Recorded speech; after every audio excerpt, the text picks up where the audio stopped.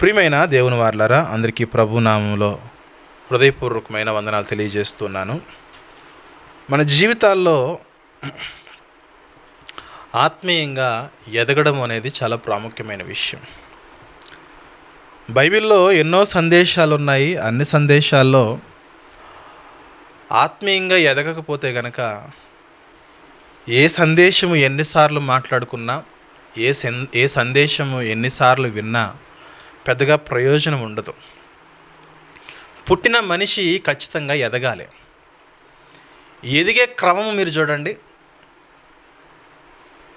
పుట్టిన వెంటనే ఒక చిన్న శిశువుని మనం చూస్తూ ఉంటాం. చిన్న బాలుడు ఒక 2.5 కేజీలు, ఆరోగ్యంగా ఉంటే ఒక 3 కేజీలు, కొంచెం ఏదైనా ప్రాబ్లం ఉంటే ఒక 2 కేజీలతో పిల్లలు పుడుతూ ఉంటారు.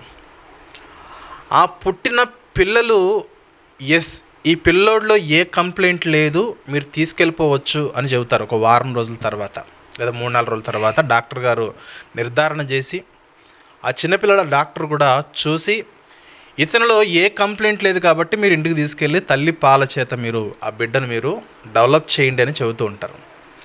అలా కాకుండా పుట్టిన బిడ్డకు ఒక చెయ్యి లేకుండా పుడితే, పుట్టిన బిడ్డకు ఒక కాలు లేకుండా పుడితే, పుట్టిన బిడ్డకు చెవులు లేకుండా పుడితే, పుట్టిన బిడ్డకు ఏదో ఒక అవయవం లేకుండా పుడితే వాళ్ళు ఏమంటారు చెప్పండి? వాళ్ళు ఏమంటారు? పుట్టుకతో అంగవైకల్యము కలిగిన వారు. పుట్టుకతో వారికి అంగవైకల్యం కలిగి ఉన్నది కాబట్టి, పుట్టుకతో అంగవైకల్యం కలిగిన వారిని మనం ఏం చేయలేం. పుట్టుకతో అవిటి వారిగా పుట్టారనుకోండి, వారిని మరలా మనము ఆ అవయవాన్ని రీప్లేస్ చేయలేరు. కొంతమంది ఫిజికల్లీ డిజార్డర్ ఉంటారు, కొంతమందికి ఫిజికల్లీ హ్యాండిక్యాప్డ్ ఉంటారు. కాళ్ళు కానీ చేతులు కానీ లాగేయడం వల్ల, వాళ్ళు పుట్టుకతో బై బర్త్ ఎలా పుట్టడం వల్ల మిగిలిన అవయవాలు ఏవైతే ఉన్నావో, ఏ అవయవం అయితే ఎదగలేదో అవి పర్మనెంట్గా సరిగ్గా గ్రోత్ అవుతాయి కానీ సరైన స్థితిలో అవి గ్రోత్ అవ్వవు. అందుకే చాలామంది కుంటుతూ ఉంటారు, చాలామంది పాకుతూ ఉంటారు. కొంతమందికి ఒక చెయ్యి అవిటిగా ఉంటుంది, కొంతమందికి 2 చేతులు కూడా అవిటిగా ఉంటారు. ఈ విధంగా కొన్ని లోపాల చేత పుడుతూ ఉంటారు. ఇది ఓకే, అది వేరే విషయం. కానీ పుట్టడంతో చక్కటి అవయవ నిర్మాణముతో పుట్టిన వారి యొక్క దశను మీరు చూడండి. కేవలము ఒక చెయ్యి మాత్రం బాగా ఎదుగుతూ ఒక చెయ్యి మాత్రం ఎదగకుండా ఉంటుందా? 2 చేతులు సమానంగా ఎదుగుతాయా?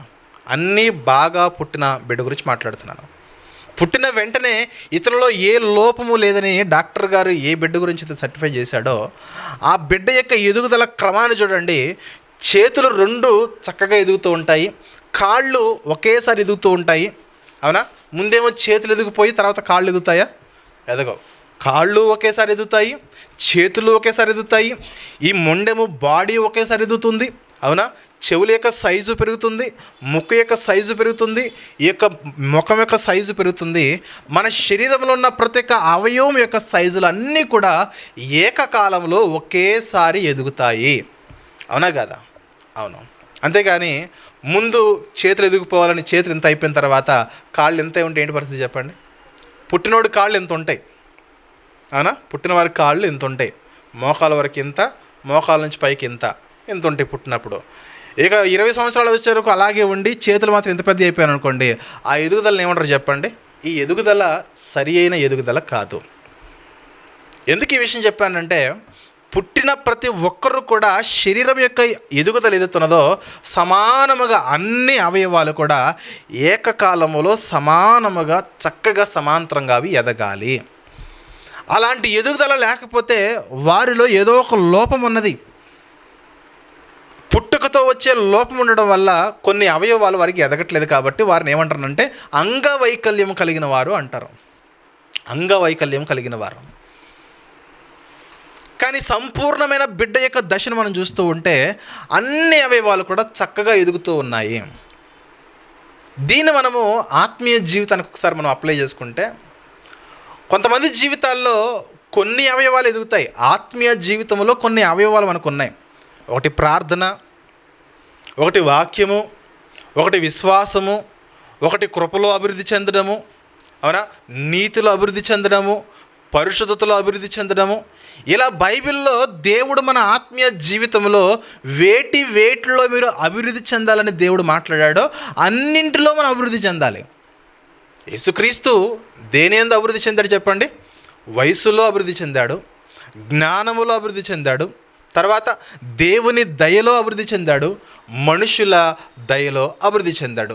మనము కూడా వయసులో అభివృద్ధి చెందాలి, మనము కూడా జ్ఞానములో అభివృద్ధి చెందాలి, మనము కూడా దేవుని దయలో అభివృద్ధి చెందాలి, మనము కూడా తర్వాత మనుషుల దయలో మనము అభివృద్ధి చెందాలి. అలా అభివృద్ధి చెందినప్పుడే అపోస్తలుడైన పౌలు గారు ఎఫెసు సంఘంతో మాట్లాడిన మాట మనం చూసినట్లయితే, అపోస్తలుడైన పౌలు ఎఫెసు సంఘానికి పత్రిక రాస్తూ 4వ అధ్యాయము మనము 15వ వచనం చూద్దాం. ప్రియమైన దేవుని వారలారా, 4వ అధ్యాయం 15వ వచనం చూస్తే, ప్రేమ కలిగి సత్యము చెప్పుచు క్రీస్తు వలె ఉండుటకు మనము అన్ని విషయముల్లో ఎదుగుదము. మనం ఎలా ఎదగాలంటే, మన ఎదుగుదల ఏదో సగము అరకొరగా ఎదుగుదల కాదు, సంపూర్ణమైన ఎదుగుదల కావాలి. మనకి సంపూర్ణమైన అభివృద్ధి మనకు రావాలి. ఆత్మీయ జీవితంలో నేను బాగా ప్రార్థన చేస్తానంటే మరి వాక్యం యొక్క పరిస్థితి ఏంటి? వాక్యంలో డెవలప్మెంట్ లేదా? మా సంఘంలో నుండి వర్షిప్ బాగా చేస్తారండి, మరి వాక్యం యొక్క పరిస్థితి ఏంటి చెప్పండి? మా సంఘంలో నుండి ప్రార్థనకు బాగా ప్రయారిటీ ఇస్తారండి, మరి వాక్యం యొక్క ప్రయారిటీ ఏమైంది చెప్పండి? మన జీవితాల్లో ఏదో ఒకదానిలో ఎదగడం కాదు. కొన్ని సంఘాల్లో వర్షిప్ బాగా ఉంటుంది, అక్కడ వాక్యం ఉండదు. కొన్ని సంఘాల్లో వాక్యము బాగా ఉంటుంది, అక్కడ ప్రార్థన ఉండదు. మరికొన్ని సందర్భాల్లో కొన్ని సంఘాల్లో ప్రార్థన బాగా ఉంటుంది, అక్కడ వాక్యం ఉండదు. కేవలం ఒకదానిలో మాత్రమే ఎదిగితే నీ అభివృద్ధి నిజమైన అభివృద్ధి అని అడుగుతున్నాను. అందుకే దేవుని వాక్యం ఉంటుంది, క్రీస్తు వలె ఉండుటకు మనము అన్ని విషయములలో ఎదుగుదము. 11వ వచనం కూడా చూస్తే, 11వ వచనంలో మనమందరము విశ్వాస విషయములోను దేవుని కుమారుని గూర్చిన జ్ఞాన విషయములోను ఏకత్వం పొంది సంపూర్ణ పురుషుల మగు వరకు, అనగా సంపూర్ణమైన వస్థితుల కంటే సంపూర్ణమైన దశ అంటే ఎవరిలో మీరు మారాలంటే, ఎవరి వలె మీరు ఎదగాలంటే అని మాట్లాడుతూ, క్రీస్తునకు కలిగిన సంపూర్ణతకు సమానమైన సంపూర్ణత కలవారమగు వరకు. యేసుక్రీస్తు వారు ఎలాంటి సంపూర్ణమైన స్థితిలో, ఎలాంటి సంపూర్ణమైన మానవుడిగా, ఎలాంటి సంపూర్ణమైన భక్తునిగా, ఎలాంటి సంపూర్ణమైన దేవుని కుమారుడిగా ఆయన ఎదిగాడో మనము కూడా యేసుక్రీస్తుకు సమానమైన భక్తిలో మనం ఎదగాలి. క్రైస్తవుడు అంటేనే క్రీస్తు వంటి వారు, క్రైస్తవురాలు అంటేనే క్రీస్తు వంటి వారు. యేసుక్రీస్తు యొక్క గుణాలు ఏ విధంగా అయితే ఉన్నాయో, యేసుక్రీస్తు యొక్క క్యారెక్టర్ ఏదైతే ఉన్నదో, యేసుక్రీస్తు యొక్క సేవా జీవితం ఏదైతే ఉన్నదో, యేసుక్రీస్తు యొక్క పరిచయం ఏదైతే ఉన్నదో, యేసుక్రీస్తు ఎలా ఎదిగాడో మనం కూడా అలాగే ఎదగాలి. క్రీస్తు వంటి వారిగా మనం రూపాంతరము చెందాలి ఈ క్రైస్తవ జీవితంలో. యేసుక్రీస్తు వారు దేనిలో ఎదిగారు చెప్పండి? దేనిలో ఎదిగారు? వయస్సులో ఎదిగారు. వయస్సులో ఎదగడం అంటే శారీరక అభివృద్ధి. యేసుక్రీస్తు యొక్క అభివృద్ధిని మనం చూస్తే మంచి రూపమైనది, మంచి అవయవ నిర్మాణమైనది. ప్రతి అవయవము కూడా చక్కగా అభివృద్ధి చెందింది వయస్సులో. అంటే శారీరక నిర్మాణం ఎదుగుతుందో, శారీరక నిర్మాణంలో, సమస్తమైన నిర్మాణంలో ఆయన చక్కగా ఎదిగినవాడు. మనం కూడా ఎదుగుతున్నాం శారీరకంగా. మనం కూడా అన్ని అవయవాలు మనకు బాగానే ఉన్నాయి. యేసుక్రీస్తు శారీరకంగా ఎలాగైతే ఎదిగాడో, తల్లి గర్భం నుంచి బయటకు వచ్చిన తర్వాత మనం కూడా బాగానే ఎదిగాం. ఏమైనా లోపాలు ఉన్నాయండి? మనకి పోలియోలు రాలేదు, అవిటికాలు లేవు, చేతులు లేవు, నడుము పడిపోలేదు, లేదంటే ముక్కు లేకుండాను, నోరు లేకుండాను, కళ్ళు మసగ్గాను లేవు. మనకి చక్కగా ఆరోగ్యముగా మనం జీవిస్తూ ఉన్నాం. అప్పుడప్పుడు ఏదైనా బలహీనతలు వస్తూ ఉంటే దేవుడి దయ వల్ల మనం చక్కటి ఆరోగ్యాన్ని పొందుకుంటున్నాము. దేవుడు మనల్ని స్వస్థపరుస్తూ మనకు నెమ్మదిని కలగజేస్తూ ఉన్నాడు. మనము యేసుక్రీస్తు వలె శరీరములో, వయస్సులో చక్కగా ఎదిగిపోతూ ఉన్నాం. ఓకే, తర్వాత మాట ఏంటి చెప్పండి? ఆయన జ్ఞానమందు ఎదిగాడు. లోకములో ఏ జ్ఞానం ఏదైతే ఉందో, దేవునిలో ఏ జ్ఞానం ఎదుగుతున్నదో ఆ జ్ఞానములో యేసుక్రీస్తు వారు ఎదిగినవారు. మనము లోక సంబంధమైన జ్ఞానములో ఎక్కడో కొంచెం ఎదుగుతున్నాము, కానీ ఆత్మ సంబంధమైన జ్ఞానములో మనం ఎంతవరకు ఎదుగుతున్నాం చెప్పండి. దేవుని లేఖనాలేమో మీరు క్రీస్తు వలె ఎదగాలి, క్రీస్తు వలె ఎదగాలి, క్రీస్తు వలె ఎదగాలి. అంత మాత్రమే కాదు, కానీ క్రీస్తునకు కలిగిన సంపూర్ణతకు సమానమైన సంపూర్ణత అన్నాడు చూడండి. యేసుక్రీస్తుకు కలిగిన సంపూర్ణత ఎదుగుతుందో అలాంటి సంపూర్ణతకు మీరు సమానమైన సంపూర్ణతలోనికి రావాలి. వారినే క్రిస్టియన్స్ అంటారు. ఎవరినంటే వాళ్ళని క్రిస్టియన్స్ మనం అనలేము. ఏదో నీటిలో మునిగేసి బాప్తిసం తీసుకున్నంత మాత్రాన అందరూ గొప్పవారు కారు. ఎప్పుడైతే మనం నీటిలో మునిగి బాప్తిసము తీసుకుంటామో అప్పుడే మనము నూతనముగా మనం పుట్టిన వారము. యేసుక్రీస్తు యొక్క రక్తం వల్ల కడగబడిన వారము, వెంటనే మనము క్రొత్తగా జన్మించిన వారము. క్రొత్తగా జన్మించిన మనము అది మొదలుకొని క్రీస్తు ఎలాగైతే ఎదిగాడో మనము కూడా ఎదగాలి.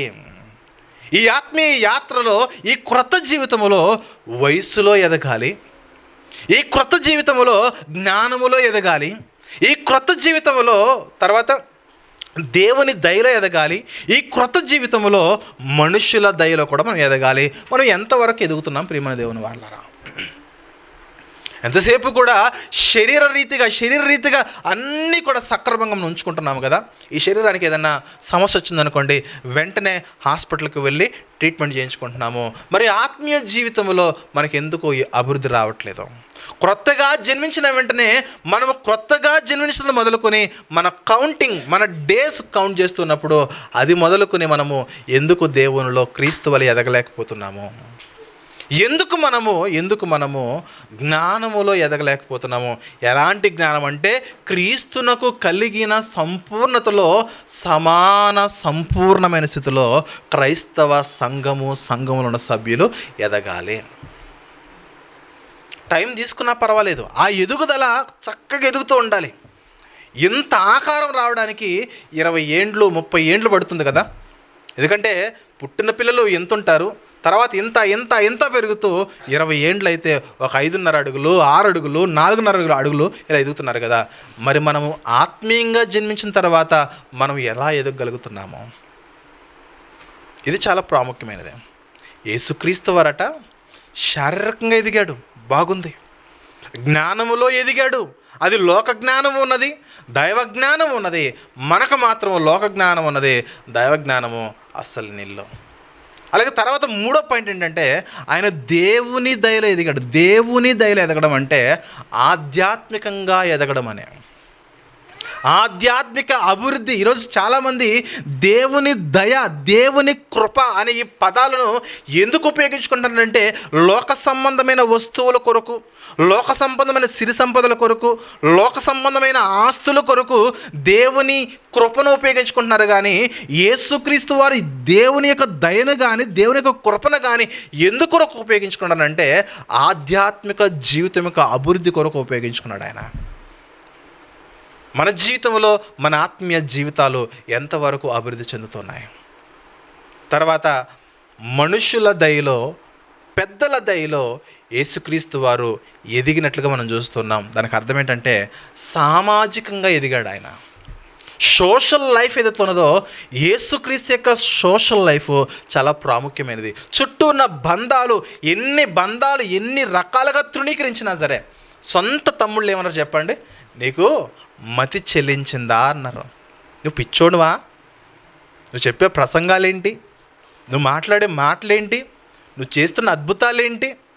సొంత తమ్ముళ్ళేమో నువ్వు పిచ్చోనివా, మతి చెల్లించిందా అన్నారు.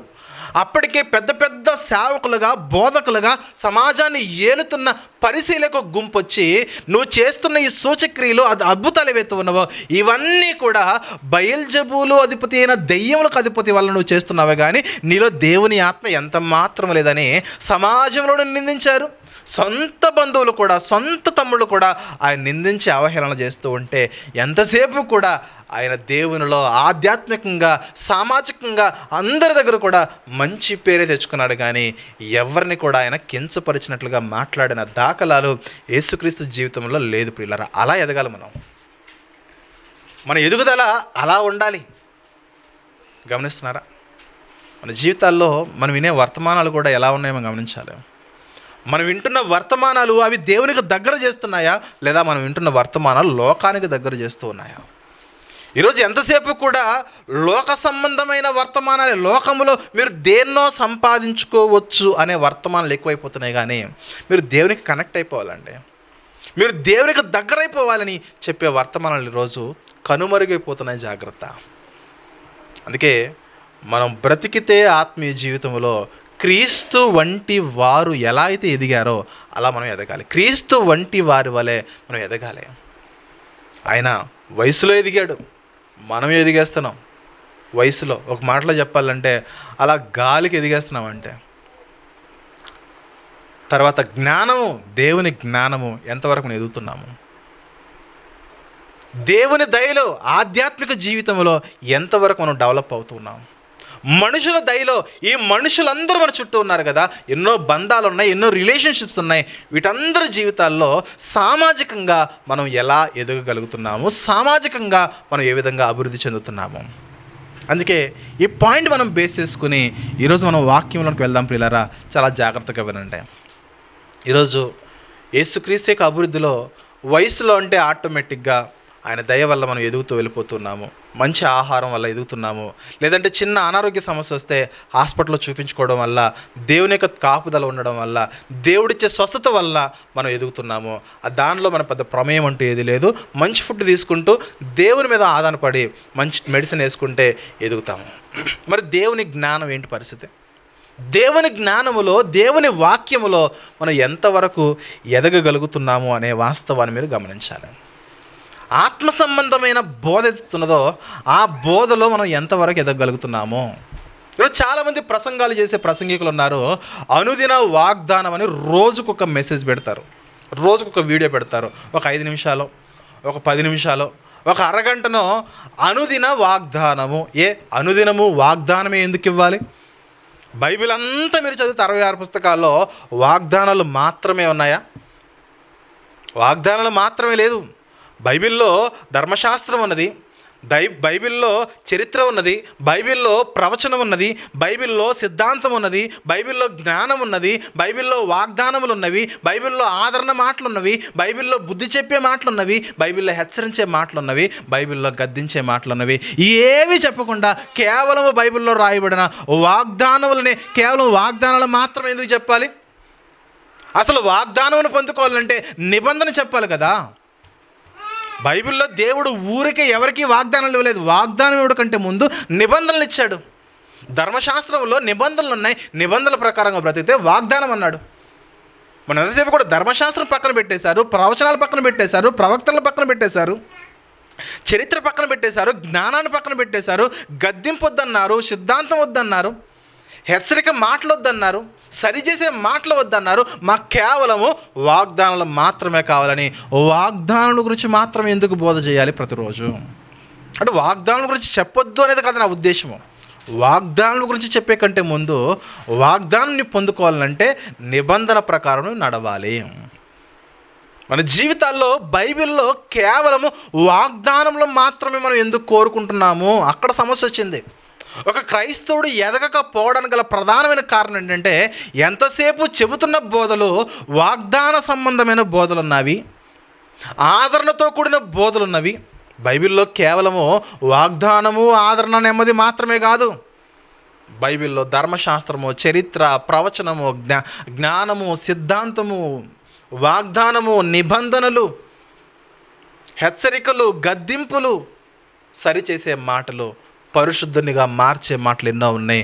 వాటన్నిటిని పక్కన పెట్టేసి ఈ బైబిల్ అంతట్లో నుండి ఒక చిన్న బుక్ని తయారు చేసుకున్నారు.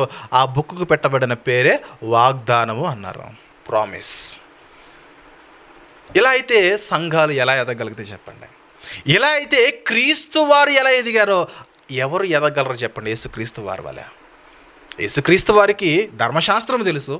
యేసుక్రీస్తు వారు చరిత్రలో ఎదిగాడు. యేసుక్రీస్తు వారు ప్రవచనంలో ఎదిగారు. యేసుక్రీస్తు వారు జ్ఞానంలో ఎదిగారు. యేసుక్రీస్తు వారు సిద్ధాంతంలో ఎదిగారు. యేసుక్రీస్తు వారు నిబంధనలో ఎదిగారు. యేసుక్రీస్తు వారు మరి వాగ్దానంలో ఎదిగారు.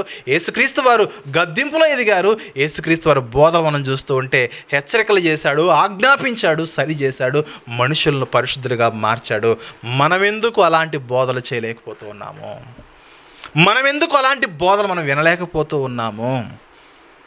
వింటున్న వారికి ఎంతసేపు కూడా వాగ్దానమే కావాలి, చెప్పేవారు కూడా ఎంతసేపు వాగ్దానమే చెబుతూ ఉన్నారు. వాగ్దానము మనుషుని యొక్క బ్రతుకులను మార్చలేదు. బైబిల్ అంతటి సారాంశం మనం తీసుకోవాలి. బైబిల్లో ధర్మశాస్త్రం ఉన్నది, బైబిల్లో నిబంధన ఉన్నది, బైబిల్లో వాగ్దానం ఉన్నది, బైబిల్లో ఆజ్ఞలు ఉన్నాయి, హెచ్చరికలు ఉన్నాయి, గద్దింపులు ఉన్నాయి, సరిచేసే మాటలు ఉన్నాయి, ప్రవచనం ఉన్నది, భవిష్యత్తు ఉన్నది, అన్నీ చెప్పాలండి. సో యేసుక్రీస్తు వారి వలె మనము అన్ని విషయముల్లో ఎదుగుదాము. అర్థమవుతుందా? కేవలము ఏదో ఈ గంట ప్రసంగము, అరగంట ప్రసంగము, 1 నిమిషం వాక్యం వింటే సరిపోదు. ఒక విషయము ఆ క్యాలెండర్లో ఉండే వాక్యం చదివిపోతే మన జీవితాల్లో కూడా ఎదగో ప్రియులారా. సమస్తమైన విషయాలు మనం అభివృద్ధి చెందాలి. సమస్తమైన విషయాలు మనం అభివృద్ధి చెందాలి. సంఘాలను చూస్తూ ఉన్నప్పుడు ఇదే బాధ అనిపిస్తూ ఉంటుంది. కొంతమంది ఏమో ప్రార్థన బాగా చేస్తారు, వాక్యంలో ఏమీ రాదు. కొంతమంది వాక్యం బాగా వచ్చు, ప్రార్థన సరిగా చేయరు, ప్రవర్తన అసలే ఉండదు. చూడండి, యేసుక్రీస్తు వారు కేవలము దైవ సంబంధమైన వాక్య జ్ఞానంలో మాత్రమే కదా ఎదిగింది. క్యారెక్టర్లో ఎదిగాడు ఆయన, బుద్ధిలో ఎదిగాడు, వివేకంలో ఎదిగాడు, విధేయతలో ఎదిగాడు, తగ్గించుకోవడంలో ఎదిగాడు, సమాధానంలో ఎదిగాడు, క్షమించే స్థితిలో ఎదిగాడు. మనం ఇలాంటి విషయాలు ఎందుకు ఎదగట్లేదు చెప్పండి?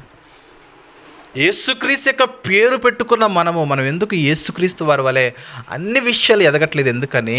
ఎదగకపోతే ఏమంటారు చెప్పండి? బిడ్డ ఎదగట్లేదు అనుకోండి, వాడిని ఏమంటారు చెప్పండి?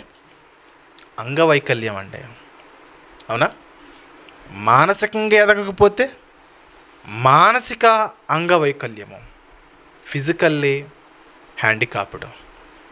శారీరకంగా ఎదగకపోతే ఫిజికల్లీ హ్యాండికాప్డ్. ఏమంటారు చెప్పండి? అంగవైకల్యం అంటారు. ఎదగని పిల్లలు ఏమంటారు చెప్పండి? అంగవైకల్యం కలిగిన వారు అంటారు. నేను అడుగుతున్నాను, మరి దేవుని యొక్క వాక్యములో, ఆత్మ సంబంధమైన జ్ఞానములో మనం ఎదగకపోతే మనల్ని ఏమంటారు చెప్పండి? మనలో ఉన్నది కూడా అలాంటి అంగవైకల్యమే. ఆత్మ సంబంధమైన జీవితాల్లో మనము అభివృద్ధి చెందకపోతే దేవుడు మనల్ని అలాగే చూస్తాడు.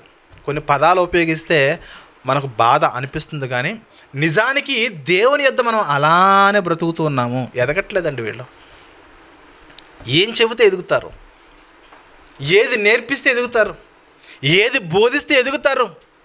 ఎలా బోధిస్తే ఎదుగుతారు? వీళ్ళకి ఎలాంటి జీవాహారము, ఆత్మ సంబంధమైన ఆహారం, ఎలాంటి ఆహారం పెడితే వీళ్ళు ఎదుగుతారు? వీళ్ళు ఎదగాలంటే నేను ఏం చేయాలని దేవుడు ప్రతిరోజు తన సేవకుల ద్వారా మాట్లాడే మాటలే ఇవి. ఎదుగుదల. అంగవైకల్యం అనేది మంచిది కాదు. ఆత్మీయంగా మనము అభివృద్ధి చెందకపోవడం అనేది మనం మంచిది కాదు ప్రేమైన దేవుని వాళ్ళరా. కాబట్టి మనకు కేవలము వాగ్దానాలు మాత్రమే కాదు, కానీ మనకు ధర్మశాస్త్రం ఉన్నది, చరిత్ర ఉన్నది, ప్రవచనం ఉన్నది, జ్ఞానం ఉన్నది, నిబంధనలు ఉన్నాయి, వాగ్దానాలు ఉన్నాయి, ఆదరణతో కూడిన మాటలు ఉన్నాయి, హెచ్చరికలు ఉన్నాయి, గద్దింపులు ఉన్నాయి, సరిచేసే మాటలు ఉన్నాయి. ఇవన్నీ వినడం వల్ల మన జీవితంలో దేవునికి మనం సమీపమవుతాము. ఎప్పుడు ఏ వ్యక్తి దేవునికి సమీపమవుతాడో ఆ వ్యక్తి మాత్రమే మరణించిన తర్వాత పరలోకానికి వెళ్తాడు. గమ్యం అది. ఈ గమ్యానికి చేరే క్రమంలో చాలామందిని మనం తగ్గించాలని, ఈ గమ్యానికి చేరే క్రమంలో మనల్ని చాలామంది క్రిందకు లాగుతారు, అవమానపరుస్తారు, నిందిస్తారు, రకరకాలుగా టార్చర్ చేస్తారు. అనేక రకాలైన వీధి కుక్కలు మన మీద మరుగుతాయి. అలాంటి విమర్శలు కానీ, ఆ వీధి కుక్కల మాటలు కానీ మనం విని ఇక్కడే ఆగిపోయామనుకోండి, మన వీధి చివరి కూడా మనం దాటలేం. గమ్యం తర్వాత విషయం అర్థమవుతుందా? గమ్యం తర్వాత, పరలోకం తర్వాత ఈ వీధి కూడా మనం దాటలేము. అందుకే ఈ విమర్శలు పట్టించుకోవద్దు. మన జీవితాల్లో, మన ఆత్మీయ జీవితంలో మన క్రిందకు లాగే మాటలు మనకు ఎన్నో వస్తూ ఉంటాయి. అలాంటి మాటలు గనక మనం వింటే మన వీధిని కూడా మనం దాటలేము. జాగ్రత్త. కాబట్టి ప్రియులారా, మన జీవితాల్లో యేసుక్రీస్తు వారు ఎలా ఎదిగారనంటే ఆయన వయసులో ఎదిగాడండి, ఆయన జ్ఞానంలో ఎదిగాడండి, ఆయన దేవుని దయలో ఎదిగాడు, ఆధ్యాత్మికంగా ఎదిగాడు, ఆయన మనుషుల దయలో కూడా ఎదిగాడు, అంటే సామాజికంగా కూడా ఎదిగాడు. మనం కూడా ఎదగాలలా. నా మాటలు మీరు గమనించండి బాగా. మనం ఏ స్థితిలో ఉండి దేవునిలో ప్రతిరోజు మనం గడుపుతున్నాము, మన ఆత్మీయ జీవితాలు ఎలా ఉన్నాయో ఒక్కసారి లేఖనాల దగ్గరకు వచ్చి చెక్ చేసుకుంటే, ప్రతిరోజు మనం దేవుని యొక్క వాక్యాన్ని మనం చదివితే, ప్రతిరోజు దేవుని యొక్క మాటలు మనం వింటే, దేవుడు మనతో మాట్లాడే క్రమము వేరే ఉంటుంది. మన జీవితాలు ఎలా ఉండవు, మిడిమిడి జ్ఞానంతో, సగం సగం జ్ఞానంతో, సగం భక్తి అక్కడ సగం భక్తి ఇక్కడ అన్నట్లు సగం సగం భక్తి ఉండదు. ఎప్పుడు మనం దేవునిలో సంపూర్ణంగా కావాలని మనం ఆశపడతామో మన ఆలోచన విధానాలు మారిపోతే ఇప్పుడు మన దేవుని వారలారా, అది కావాలి. దేవుడు మనల్ని ఎలా ఉండమని కోరుతున్నాడు అంటే క్రీస్తు వలె ఉండండి, క్రీస్తు వలె ఉండాలి. ప్రార్థనలు అభివృద్ధి చెందాలి. ఆయన దినమంతా పరిచర్య చేసి రాత్రంతా ప్రార్థన చేసేవాడు. క్రీస్తు వలె ప్రార్థన చేయాలి మనము. ఆయన శరీరధారి అయిన దినముల్లో మహారోదనములతో కన్నీళ్లతో తన్ను మరణం నుండి తప్పించే ఆ దేవునికి ప్రార్థన చేశాడు. ఆయన రోదనతో కన్నీళ్లతో ప్రార్థన చేశాడు. మనం ఎందుకు అలా ఎదగలేకపోతున్నాము? పరీక్షించుకుంటున్నామా? మన ఆత్మీయ జీవితాలు ఏ స్థితిలో ఉంటున్నాయో, మన అభివృద్ధి, ఆత్మీయ జీవితంలో మన అభివృద్ధి ఏ స్థితిలో ఉన్నదో మనం గమనిస్తున్నామా? యేసుక్రీస్తులో క్రొత్తగా జన్మించిన తర్వాత మనం ఎదగగలుగుతున్నామా? చాలామంది చెబుతారు కదా, నేను బ్యాప్టిజం తీసుకుని 10 సంవత్సరాలు అయిపోయిందండి, 11, 15, 20 సంవత్సరాలు, 30 సంవత్సరాలు అయిపోయిందని చెబుతున్నారు కదా. నీ ఎదుగుదల ఏమేమన్నది చెప్పు. ఎంతవరకు వాక్యంలో ఎదిగావు? ఎంతవరకు ప్రార్థనలో ఎదిగావు? ఎంతవరకు దేవుని సహవాసంలో ఎదిగావు? ఎంతవరకు దేవుని యొక్క సన్నిధిలో ఎదిగావు? అడుగుతాడు దేవుడు. నీ ఎదుగుదల కనబడాలి ఆయనకి. మన ఎదుగుదల ఆయనకి కనబడకపోతే మనమేమి క్రైస్తవులని చెప్పండి? ఏమంటారు చెప్పనా? మీలో ఆత్మీయ అంగవైకల్యం అన్నది జాగ్రత్త. ఆత్మీయ అంగవైకల్యము కలిగిన వారిలో అనేకమైన లోపాలు ఉంటాయి. ఏ లోపం ఉంటుందంటే వాళ్ళలో ప్రార్థనా జీవితం సరిగా ఉండదు, వాక్యం యొక్క అనుభవం, వాక్యం యొక్క జీవితం సరిగా ఉండదు. వారు కృపను కూడా సరిగా ఉపయోగించుకోలేరు. ఎందుకంటే కృప అనే దాన్ని ఎంతసేపు కూడా లోక సంబంధమైన వాటి కొరకే ఆలోచన చేస్తారు, కానీ పరలోక సంబంధమైన దీవెనల కొరకు కృపను ఉపయోగించుకోరు. అందుకే భక్తుడు ఏమంటున్నాడు మనం చూద్దాం ఒకసారి. కృప గురించి మాట్లాడుతున్నాడు. మనము పేతురు గారు రాసిన రెండో పత్రిక 3వ అధ్యాయము, పేతురు గారు రాసిన రెండో పత్రిక 3వ అధ్యాయము 18వ వచనం చూద్దాం ప్రియులారా. 18వ వచనం చూస్తే, మన ప్రభువును రక్షకుడైన యేసుక్రీస్తు అనుగ్రహించు కృపయందును జ్ఞానమందును అభివృద్ధి పొందండి. కృపలో అభివృద్ధి పొందడం నాయన, జ్ఞానములో అభివృద్ధి పొందడం నాయన. ఎదగమంటున్నాడు. జ్ఞానములో ఎదిగితే కృప అంటే ఏంటో మనకు అర్థమవుతుంది. దేవుని యొక్క జ్ఞానం ఏదైతున్నదో ఆ జ్ఞానంలో మనం అభివృద్ధి పొందితే కృప మనకు అర్థమవుతుంది. అప్పుడు మనం కృపలో అభివృద్ధి చెందవచ్చు. అందుకే తిమోతి గారికి పత్రిక రాస్తూ పౌలు గారు మాట్లాడుతున్న మాట, 2వ తిమోతి గారికి రాసిన 2వ పత్రిక 2వ అధ్యాయము 1వ వచనం చూద్దాం పిల్లరా.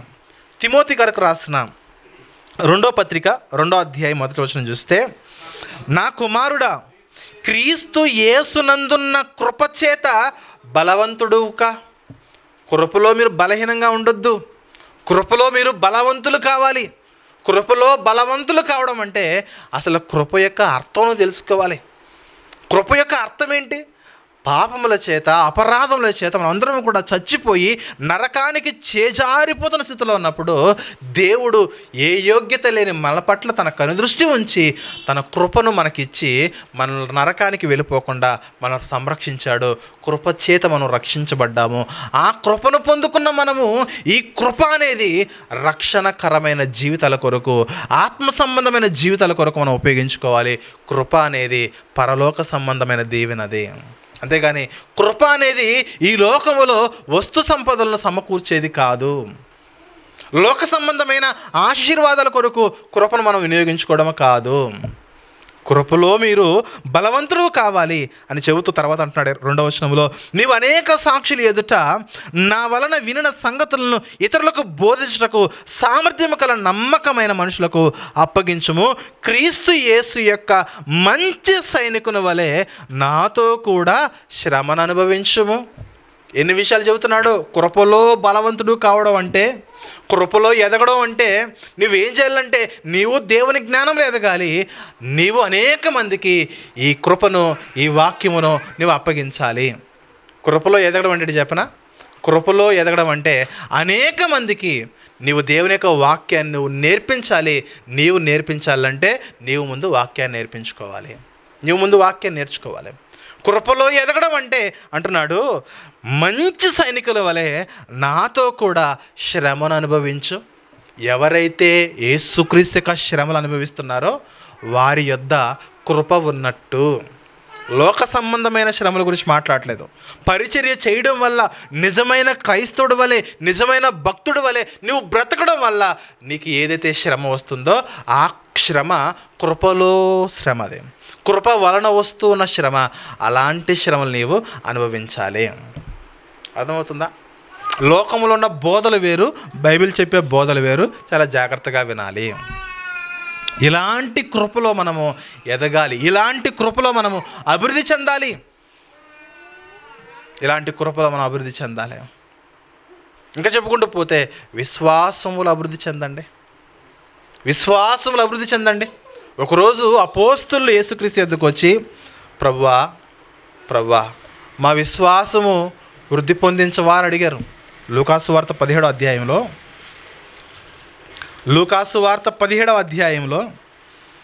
5వ వచనం చూసినట్లయితే, లూకాసు వార్త 17వ అధ్యాయం 5వ వచనంలో అపోస్తులు యేసుక్రీస్తు యొద్దకు వచ్చి మా విశ్వాసము వృద్ధి పొందించమని ప్రభువుతో చెప్పగా, మనం ఏ రోజైనా ప్రభు దగ్గరికి వెళ్ళి ప్రభువా మా విశ్వాసము వృద్ధి పొందించు ప్రభు అని అడిగామా? ప్రభువా మా బ్యాంక్ బ్యాలెన్స్ తక్కువగా ఉంది ప్రభువా, బ్యాలెన్స్ పెంచవా అని అడుగుంటాం. అనారోగ్యం ఉంది ప్రభువా, ఆరోగ్యం పెంచవా అని అడుగుంటాం.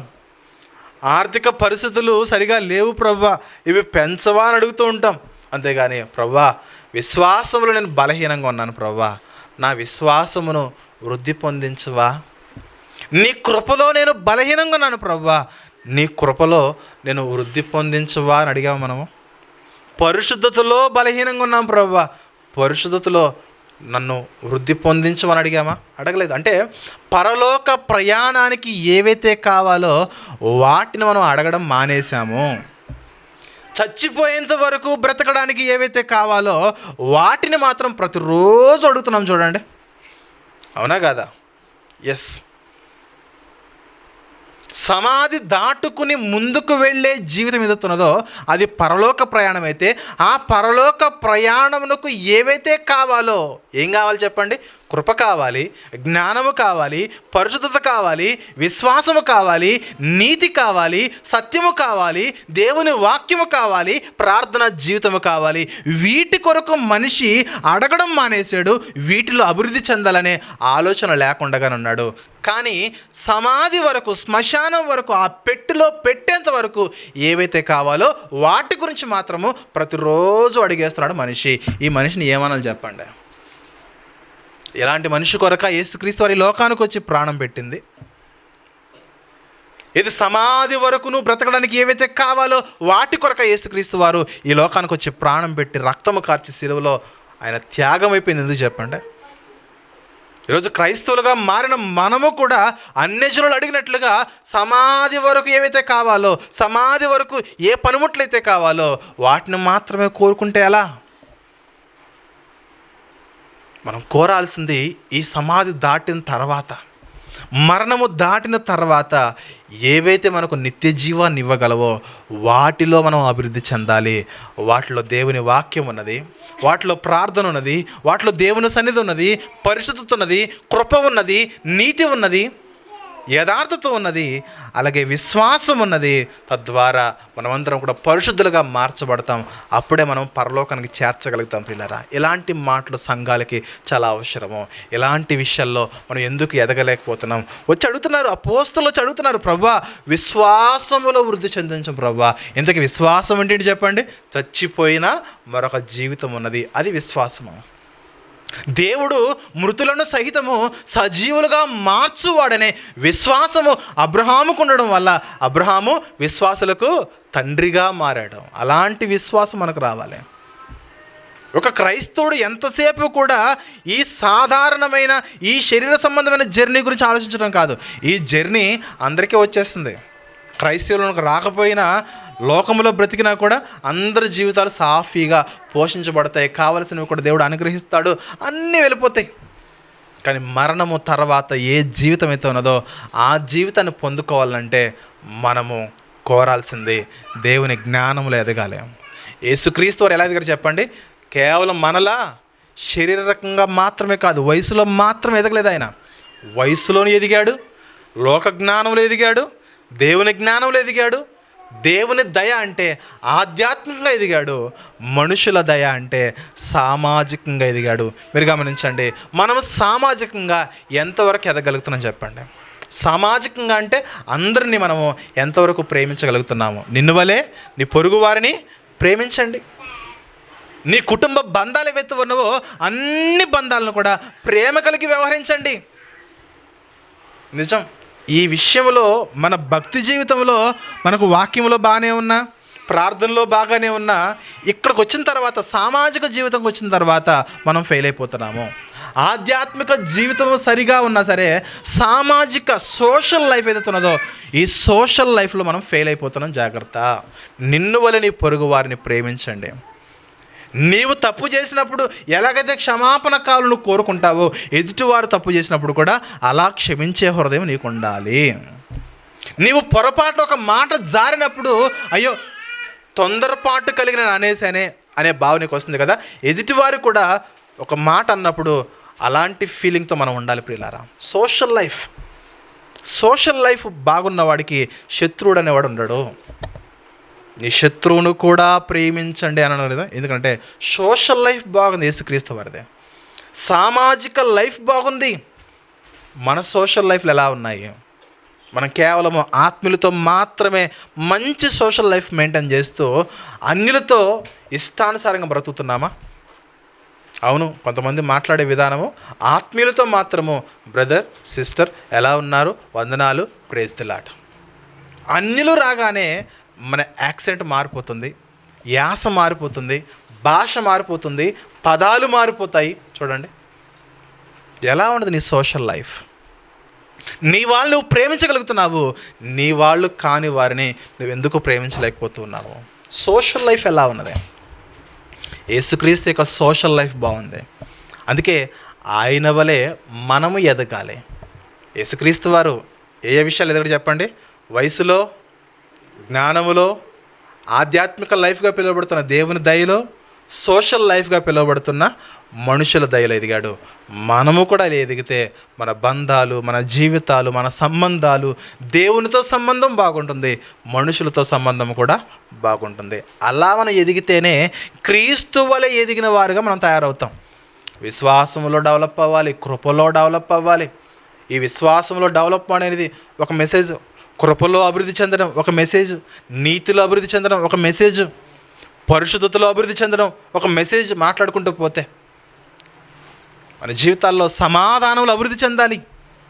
తను సిలువ వేసి చంపుతున్న వారిని కూడా తండ్రి వీరేం చేయించున్నారో వీరెరగరు గనక వీరిని క్షమించమన్నాడు. అలాంటి క్షమించే హృదయం మనకు కలిగి ఉండాలి. ఎవరిని కూడా ఎక్కువ సమయము శత్రువులుగా భావించకూడదు. కొద్ది క్షణాలు, కొద్ది నిమిషాలే విరోధ భావం. వెరీ నెక్స్ట్ అవర్స్లో మన వారితో సమాధానం కోరాలి. అప్పుడే మన జీవితాలు యేసుక్రీస్తు వంటి జీవితాల వల్లే మారుతాయి పిల్లారా. గమనిస్తున్నారా? ఆయన వల్లే మనం మారితేనే మనకు పరలోకం ఉంటుంది. నేను చెప్పగలను, లోక సంబంధమైన బోధలు చెప్పాలంటే చాలా టాలెంట్ ఉంటుంది. ఎందుకంటే మీరు పొందుతున్న మేలులు ఎలాగో నాకు చెబుతారు కాబట్టి వాటినే నేను మరలా మీకు చూపించి మీకు వాక్యం చెప్పగలను. నేను దేవుడు మీకు ఇది ఇస్తాడు, ఇది ఇస్తాడు, ఇది ఇస్తాడని, నీకు ఈ వాహనం ఇస్తాడు, నీకు ఈ ఈ బిజినెస్ ఇస్తాడు, నీకు ఆ ఉద్యోగం ఇస్తాడు, నీకు వివాహం చేస్తాడు, చాలా చెప్పగలను నేను. మీ ఇంట్లో అది ఉంది, ఆ మచ్చ ఉంది, ఈ మచ్చ ఉంది, ఇవన్నీ చెప్పగలను. నో నో నో అవి కాదు మనం చెప్పాల్సిందే. ఆత్మీయంగా మనం ఎదగాలంటే దేవునికి సమీపం అవ్వాలి, దేవుని యొక్క వాక్యాన్ని వినాలి.